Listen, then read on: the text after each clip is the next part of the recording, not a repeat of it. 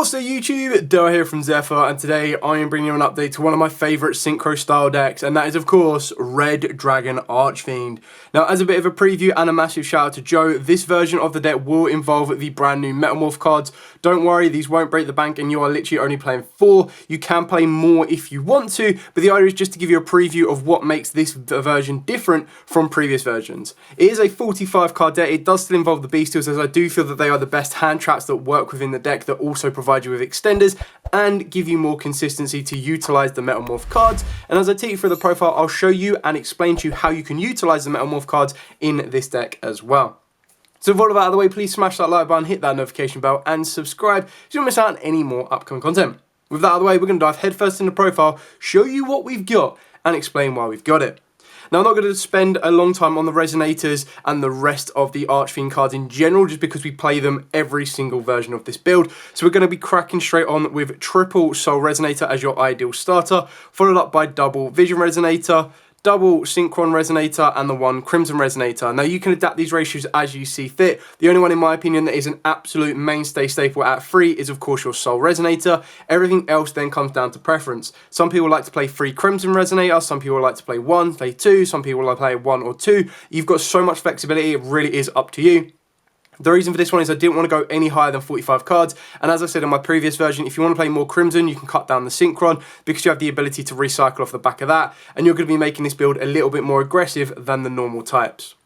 Then of course for your Fiend, we are going to be playing triple Bone Archfiend. Now this is the bridge card that you're going to need to use in order to get you access to your Metal Zoa X. So Metal Zoa X requires you to tribute a level 5 or higher Fiend monster, which Bone Archfiend can actually turn itself into.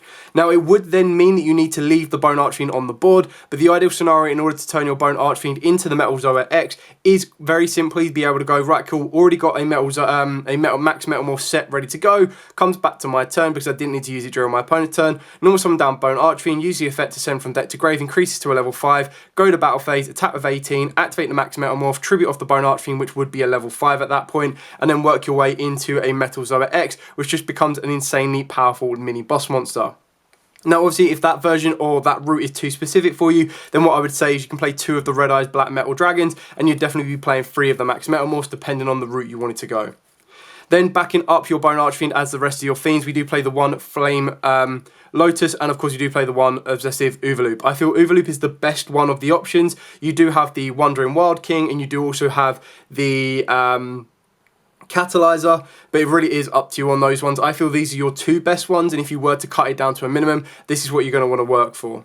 We're also playing Foolish Burial, I did this last time. Foolish Burial, and I called it Foolish Berry. Anyway, we play Foolish Burial, just because of, this can help you set up your targets by putting the Overloop into the graveyard if Bone Archfiend gets stopped. You can set up the Red Lotus King, so this is why you're actually going to utilise it at 1.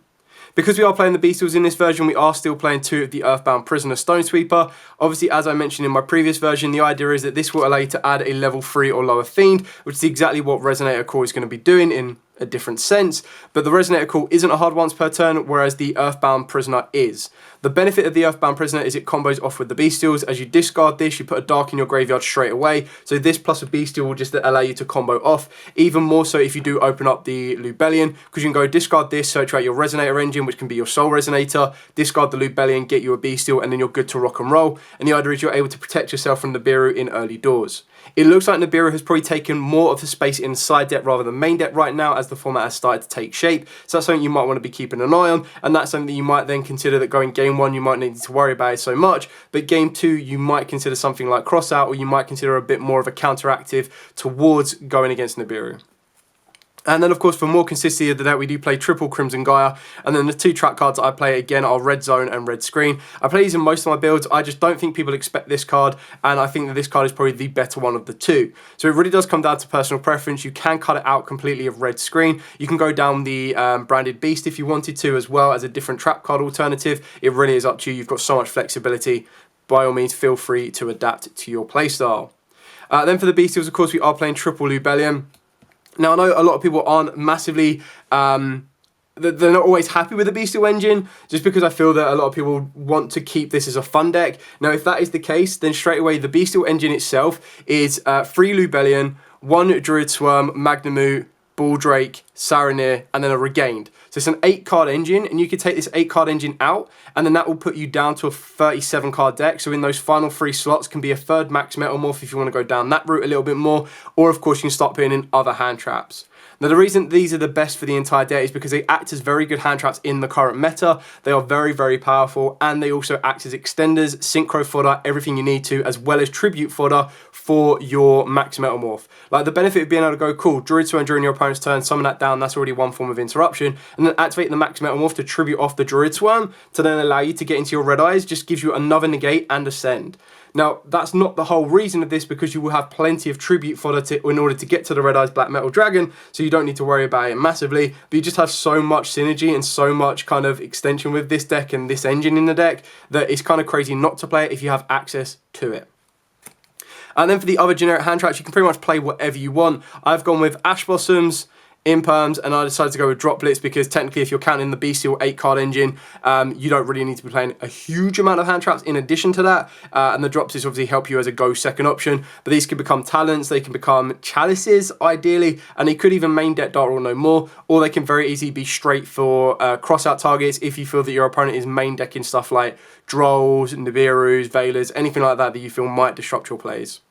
And the last cards that we are playing, of course, are the Metalmorph cards in the one form of the Metal Zoa X, the Red Eyes Black Form Metal Dragon, and the 2 Max Metalmorphs. Now, both of these cards can get you access to the Max Metalmorph, so technically you're playing 4 copies of this, but because you have the consistency more so for the Red Eyes Form Metal, you could very easily be playing a 3rd Max Metalmorph if you wanted to, and that's when you can start chipping back some of the engines in the deck in order to kind of maximize the effectiveness of this.